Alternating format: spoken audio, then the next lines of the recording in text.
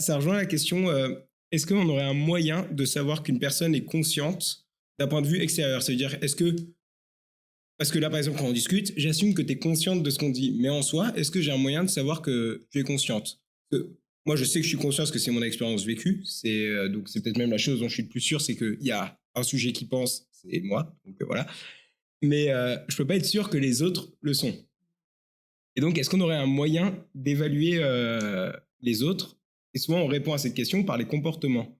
On va inférer la conscience par les comportements de la personne. Si tu me parles, je vais inférer que tu es consciente qu'on est en train de parler. Mais donc là, on rentre dans un petit problème, puisqu'on peut quand même imaginer qu'une personne ferait des comportements sans expérience subjective, sans avoir la sensation que ça fait quelque chose de faire ce comportement. Et donc, c'est justement David Chalmers et son zombie philosophique, qui est un peu critiqué quand même, où c'est qu'on peut imaginer du coup qu'on aurait une personne qui serait capable d'interagir exactement comme tous les êtres humains, qui d'un point de vue extérieur, on ne pourrait pas la distinguer d'un être humain normal, mais qui pourtant aurait aucune expérience subjective. Ça ne ferait rien d'être cette personne, entre guillemets. Il n'y aurait pas de film, on va dire. Voilà, c'est ça. Et donc David Chalmers, c'est là qu'il parle, et donc il en vient du coup à décrire deux problèmes. Les problèmes simples, qui sont du coup les corrélats neuronaux, donc tout ce qu'on va chercher, les bases physiologiques, on va dire, de la conscience, donc ce sur quoi tu travailles par exemple avec les états de conscience modifiés. Et il va aussi distinguer du coup le problème dur de la conscience, qui pour lui va être difficilement résoluble. Ouais. Résolvable. Et même si on arrive à résoudre les problèmes simples, on aura toujours la question de pourquoi est-ce que ça fait quelque chose de ressentir quelque chose? Enfin, pourquoi ça fait quelque chose de faire quelque chose? Pourquoi est-ce qu'il y a cette expérience subjective qui accompagne l'action? Alors que en soi, on peut se demander si elle sert vraiment. Je voulais savoir justement, est-ce que pour toi, l'étude des problèmes simples pourrait permettre au final de résoudre le problème dur? C'est-à-dire que si on avait tous les mécanismes neurologiques de la conscience, qu'on saurait que il faut, je sais pas, 6 238 000 neurones connectés ensemble dans une certaine formation, faut qu'ils émettent tant de hertz et qu'ils soient synchronisés. Et là, on aura une expérience consciente où, je sais pas si c'est parce que c'est dû à la conscience, mais on a l'impression qu'il manque quelque chose. Ça explique pas encore le fait que, ça fait quelque chose que d'avoir ça. Donc, est-ce que c'est juste parce que notre intuition nous donne faux, comme sur, par exemple, la physique quantique, où les gens qui étudient la physique quantique disent par eux-mêmes qu'ils comprennent pas et que c'est contre-intuitif au possible, mais pour autant, ça prédit super bien tout ce qu'ils veulent regarder d'un point de vue physique. Donc, est-ce que la conscience aussi ça, c'est juste que notre intuition nous trompe, ou est-ce que il y aurait peut-être quelque chose d'autre, et donc au mieux résoudre les problèmes simples permettrait juste de rendre le problème dur un peu moins dur? C'est une très bonne question pour le coup. Alors c'est vrai que moi je travaille plus sur le problème simple. Je ne suis pas sûre que les problèmes, enfin en tout cas plus étudier les problèmes simples parce qu'on n'a pas fini de les étudier, hein, ces problèmes simples, hein, notamment les corrélats neurobiologiques. Pour moi je pense qu'on est au tout début, hein, parce que on commence à avoir enfin on va dire technologies qui nous permettent d'aller un peu plus loin dans nos avancées neuroscientifiques de la recherche de la conscience et des états modifiés de conscience, donc pouvoir bien quantifier, voir qu'est-ce qui se produit. Le fait qu'il y ait ce côté de plus qui permet cette expérience subjective et qui donc reviendrait à comprendre du coup les problèmes durs, je ne sais pas si en tout cas se rapprocher d'une résolution des problèmes simples pourrait nous amener à mieux comprendre les problèmes durs. Mais ça reste une hypothèse encore une fois parce qu'on ne sait pas en fait véritablement qu'est-ce qui fait qu'il y ait cette énergie entre guillemets, si on peut imager ou symboliser, qu'est-ce qui fait qu'il y ait ce petit plus qui fait que justement on a cette expérience subjective et de comment pouvoir la mesurer en fait. C'est très difficile, hein.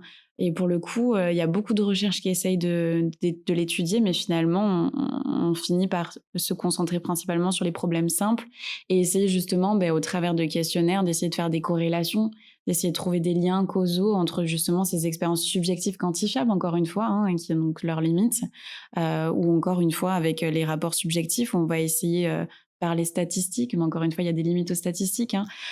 Donc voilà, pour moi, on est au tout début de ces recherches-là. Donc oui, ça va nous aider à mieux comprendre les problèmes durs, mais je suis pas sûre que ça permet de les résolver ou en tout cas de saisir vraiment parce qu'on est au tout début pour le coup. Il y a quelque chose de l'ordre de vraiment, pas, je dirais pas mystique parce que ça rentre dans quelque chose de très spirituel, mais on sait pas encore, on sait pas trop d'où elle vient et ce qui fait qu'on a ce petit plus qui nous fait qu'on est des êtres pensant, parlant, pouvant communiquer, tout ça, etc. Et qu'on se pose aussi des questions sur justement les animaux, nos proches, enfin, les singes, etc. Où justement on se dit, ils ont conscience aussi, ils ont des moyens de communiquer. Enfin voilà, il y a plein de questions du coup qui vont se poser. L'idée qu'il y a quand même une explication des corrélats neuronaux permet pas d'expliquer pourquoi est-ce qu'on a cette qualia. Donc la qualia, c'est juste l'expérience subjective, le fait de voir la chose, d'avoir l'impression de voir la chose. C'est la qualité phénoménale de l'expérience, la qualia.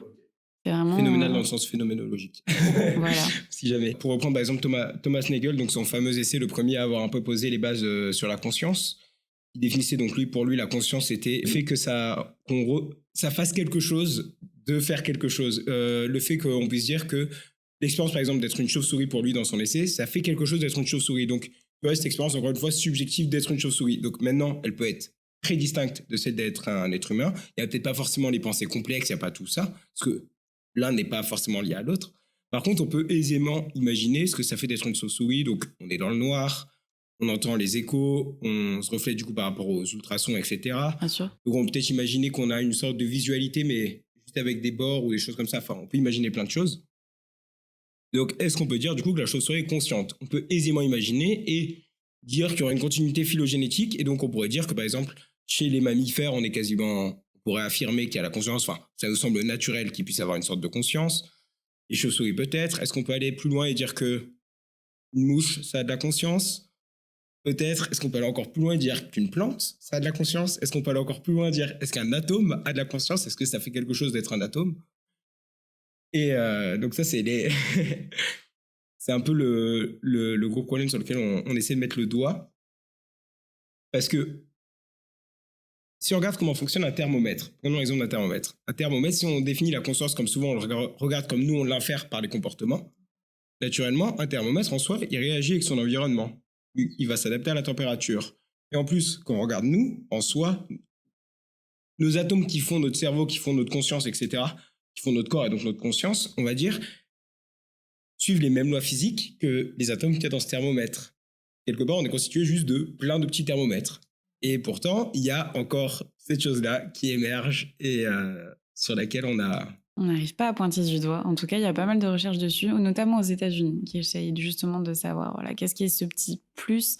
Et souvent, ils parlent d'énergie ou de substance en plus, en fait, qui pourrait expliquer ce qui fait qu'on est, nous, à être...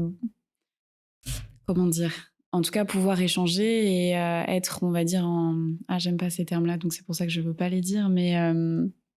en tout cas, être dans notre place d'humain à se poser ces questions-là sur les autres espèces, on va dire, qui nous entourent, et pas les autres espèces, parce qu'on a une certaine, j'aime pas ce terme-là, mais supériorité, entre guillemets, voilà, même si, voilà, c'est très limité comme terme. Je suis pas fan de ce terme-là, mais qui expliquerait pourquoi on est humain et qui nous permettrait voilà, de mieux comprendre comment est l'humain et la conscience humaine, etc. Mais pour moi, les autres espèces ont aussi de la conscience, notamment les plantes.